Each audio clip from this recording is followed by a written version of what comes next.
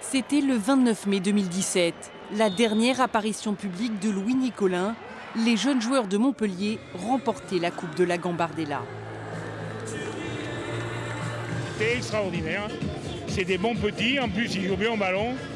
Et ce que je souhaite de tout mon cœur, c'est qu'il y en ait 5 ou 6 qui réussissent.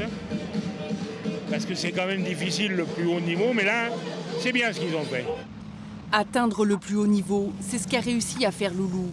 Quand il débarque à Montpellier et prend la tête de Montpellier-La Paillade en 1974, c'est encore un petit club de quartier qui évolue en division d'honneur.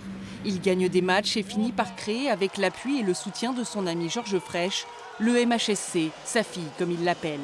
La légende commence. En 1990, c'est la consécration. Loulou brandit son premier trophée de Coupe de France. Et en 2012, la parenthèse enchantée, le Graal, celui dont rêve secrètement Louis Nicolin. Montpellier est champion de France, titre qu'il rafle au nez à la barbe du richissime PSG, made in Qatar. Eh ben c'est bien. Eh ben, quand même, on n'est pas champion de France de Bilboquet quand même. Mais avant d'être président de club, Louis Nicolin est d'abord supporter.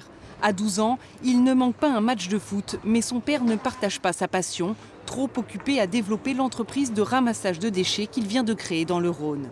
Après avoir manqué 3 fois son bac, son père le remet dans le droit chemin en le faisant travailler à la dure dans l'entreprise. Bien des années plus tard, Loulou devient le roi des poubelles et comprend très vite le formidable pouvoir qu'a le sport sur les hommes politiques.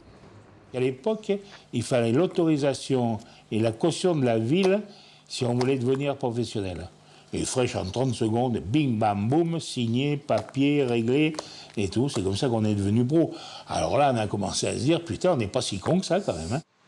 À la tête d'un empire, Louis Nicolin investira aussi dans le rugby, le hand et le basket. Loulou est un fou de sport. Il possède dans sa propriété du Massin-Gabriel une collection unique au monde d'objets ayant appartenu aux plus grands athlètes de la planète.